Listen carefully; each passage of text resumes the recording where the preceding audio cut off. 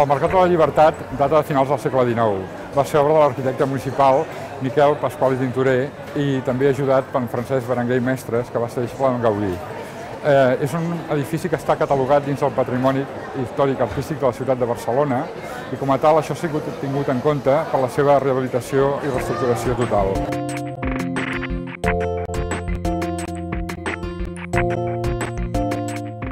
El mercat disposa en el seu interior de 33 establiments de producte fresc, molt millor dimensionats, amb un disseny acurat i l'últim equipament comercial que hi ha en aquest sentit.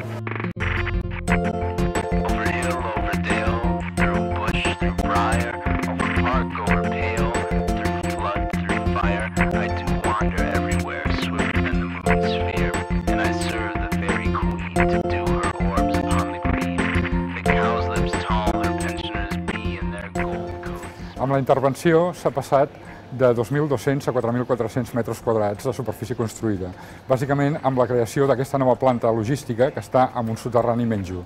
Aquest espai està dividit en dues parts principalment. La primera està destinada als magatzems i cambres frigorífiques dels comerciants, a la recollida selectiva de residus. Actualment reciclem el rebuig, el cartró, el producte orgànic, el gel i les piles. I també l'altra meitat està destinada a la càrrega, descàrrega i aparcaments de vehicles comercials, la qual cosa s'ha posat un gran avantatge pel veïnat en quant totes les molèsties anteriors que hi havia han quedat absolutament resoltes.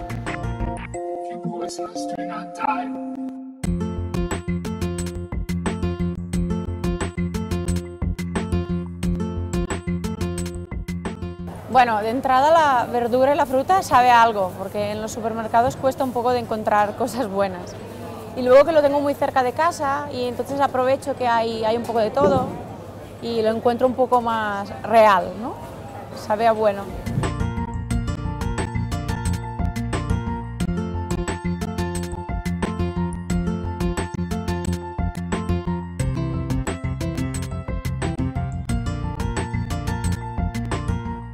Molt més net, molt més ampli, les parades totes noves, tot maco,